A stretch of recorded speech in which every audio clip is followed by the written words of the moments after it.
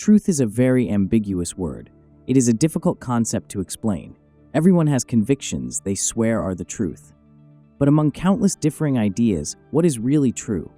Truth is relative, and truth is absolute.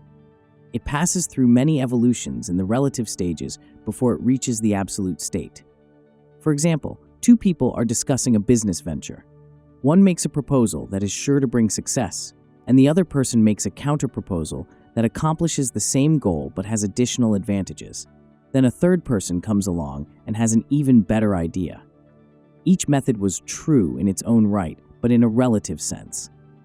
In the absolute sense, anything that contradicts true happiness is untruth, and that which gives permanent happiness is truth.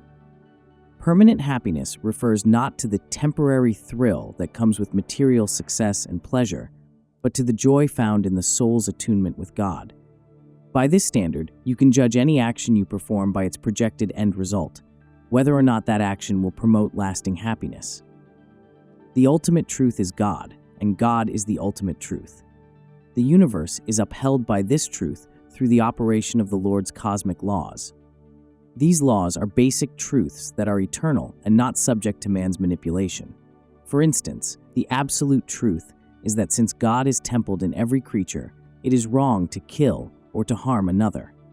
In the relative sense, however, the lesser of two evils may be to use force to protect the innocent from an evil person, or to kill a lower form of life to save a higher form of life. But to destroy anything just for the sake of killing is wrong. The universal law is unity through love, necessitating the practice of tolerance and amity. If you want to find truth, your thoughts and actions must be true, physically, morally, and spiritually, in accord with eternal divine principles. Truth is the ultimate substance. Let me first explain where the presence of that substance is to be found. Everything is linked with cosmic intelligence: the tree, the sky, a bird, man. That link is called substance, the essential nature of all phenomena. It is the connecting link that makes all manifestations one essence. This substance or truth is hidden. What you see are only phenomenal appearances arising out of substance by the power of cosmic delusion, or Maya. There are three ways of arriving at truth: through sense perception, through inference, and through intuition. If your sense perception is wrong, your inference is wrong. Looking at the horizon, you may think there is a fire because you see smoke, but as you approach the site, you find it was just a cloud of dust.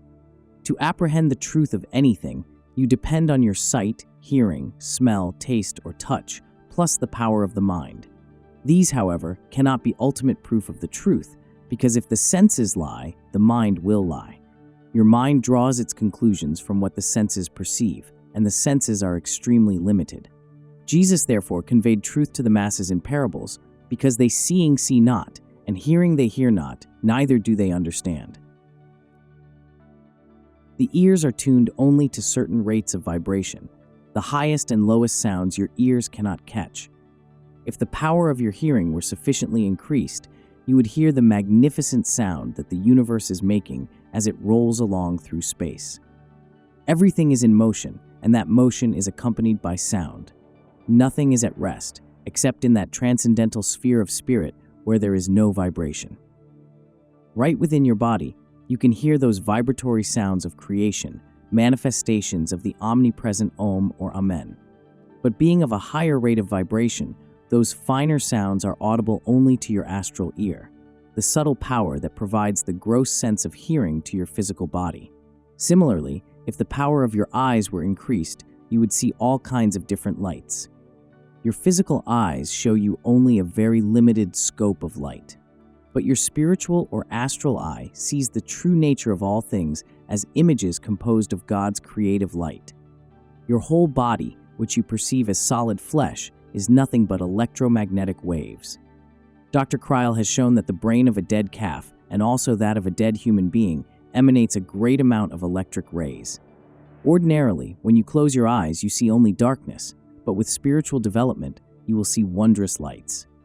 The Bible says, "The light shineth in darkness, and the darkness comprehended it not."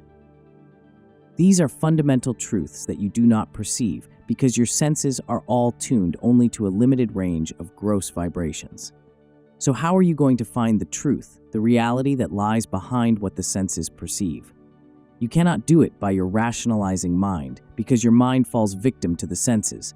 It only infers from what the senses tell it. The mind, therefore, does not comprehend the infinite forces dancing all around. Only by the development of intuition can you know what is truth. Intuition is direct perception. It is the all-knowing, pure comprehension of the soul. You have an inkling of the nature of intuition through those unexplained feelings called hunches. A hunch is undeveloped intuition, something you know without the medium of the senses or inference, some truth that comes of itself.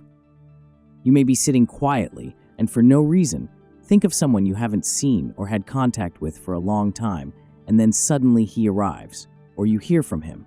How did you know? It was through a momentary flash of intuition. That kind of spontaneous intuition all of you have had at some time. Errors in judgment result from not developing intuition. Most of you have had the feeling that you could be great and do great things, but because you have lacked intuitive power, that potential has, for the most part, remained dormant. To progress and avoid the misery of mistakes, you must find what is the truth in everything. This is possible only if you develop your intuition. That is the practical truth of the matter. That is why I'm asking you to cultivate and use intuitive power in everything. In your relationships with others, in your business, in your married life, in every part of your life, intuition is essential. By not developing the faculty of intuition, you make wrong decisions, pick up the wrong business associates, and get caught up in wrong personal relationships. Since the judgment of your mind is conditioned by the information fed to it by the senses, if your senses become diluted, you may think a person is wonderful without knowing what he truly is inside. You may think you have found your soulmate, so you enter into matrimony and then end up in the divorce court. But intuition will never make such a mistake. It will not look at the magnetic power of the eyes or at the attractive face or personality of a person, but will feel and perceive accurately in the heart what that person is really like. By the power of intuition, which I learned to develop from my guru, Sri Yukteswarji, I have never made a mistake about human nature. Intuition has been very helpful to me in that regard. But I do not try to see the wrong side of people. To help others, I give them unconditional love, even when I know they may misuse my trust. Many people, lacking intuition, put a lot of money into financial prospects that do not produce anything, and consequently, they lose everything. I have been successful in every decision I have made through intuitive power. It never fails. As you develop, intuition comes as a certain feeling or a still voice. Because ladies are more receptive to feeling than men, they usually have more intuition, except when they become emotional. Men are generally ruled more by reason than by feeling, but if they have fine intelligence balanced with feeling, that leads to intuition. If you use your intuition, you will know the very purpose for which you exist in this world, and when you find that, you find happiness. This earth is a stage, and God is the stage manager. If everyone insisted on being kings and queens, an unfolding drama would be impossible. The servant and the hero, as well as the royalty, must perform their parts well for the play to become successful. The villains are those who upset the righteous drama of the Lord. Those who choose such a role must pay dearly for their blundering disregard of divine direction. No matter what material position one possesses or fortune one has amassed, he cannot be called successful if it was gained by evil means. True happiness is possible only if one plays his part rightly and not otherwise. The one who is playing the millionaire and the one who is playing the role of a small businessman, both are the same to God. On the last day, God shears every person of all possessions and titles. What you have acquired in your soul is all that you take with you. Great ones like Jesus know the truth because of their intuitive power. They perceive not only through the eyes and the mind, but through intuition that is so developed that they know everything.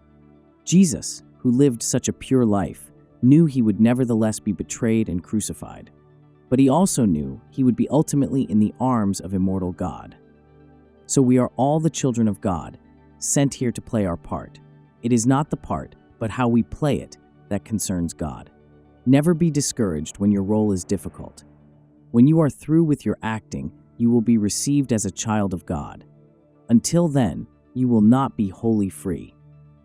The only way to know and live in truth is to develop the power of intuition. Then you will see that life has a meaning, and that no matter what you are doing, the inner voice is guiding you. That voice has long been drowned in the mire of untrue thoughts. The surest way to liberate the expression of intuition is by meditation, early in the morning and before going to bed at night. As you keep your engagements for business and for everything else that you think of as important, so should you not forget your engagement with God. You may think you are too busy, but suppose God were too busy to give you life, you would drop in your tracks. To keep your daily appointment with God, you must reserve the time for Him. Meditate and pray deeply and wait for His response. If you repeatedly call on Him with ever deeper concentration, He will answer your prayer. A joy and peace will strike your heart. When that comes, you know that you are communing with God. If you make the effort, you shall contact that power. Give yourself that opportunity. You cannot succeed unless you try. If you spend your life in constant excitement, you will never know true happiness. Live simply and take life more easily. Happiness lies in giving yourself time to think and to introspect. Be alone once in a while and remain more in silence. If the radio is going all the time or other stimuli are constantly bombarding the senses, it truly affects the nerves and creates nervousness. And don't think so much about reforming others. Reform yourself first. The greatest field of victory is your own home. If you are an angel at home, you can be an angel everywhere. The sweetness of your voice, the peace of your behavior, is needed in your household more than anywhere else. When you contact God, intuitive perception of truth will guide you in everything you do. 7 years ago, I came in a house car to this site, overlooking the ocean, and said, I feel there will be a great place here one day. And today we have our temple and hermitage, the nucleus of an ideal center for God. The purpose of this center is that it be a place where you can come to contact God, to experience God. Why not consciously attain that power which never fails you? Realize that power within yourself. Make it a habit to come here regularly. I don't want curiosity seekers. I am keeping my engagement with God, and I seek only those true devotees of God who will come here in these beautiful surroundings to recharge themselves in His power. You will find that power works in everything to make your life complete, your health vibrant with cosmic energy, and your mind keen with the focused clarity of concentration. You will realize that your soul is a receptacle of God's unfailing, ever-guiding truth and wisdom. God is the fountain of health, prosperity, wisdom, and eternal joy. We make our life complete by contact with God. Without Him, life is not complete. Give your attention to the almighty power that is giving you life and strength and wisdom. Pray that unceasing truth flow into your mind, unceasing strength flow into your body, and unceasing joy flow into your soul. Right behind the darkness of closed eyes are the wondrous forces of the universe and all the great saints and the endlessness of the infinite. Meditate, and you will realize the omnipresent absolute truth and see its mysterious workings in your life and in all the glories of creation.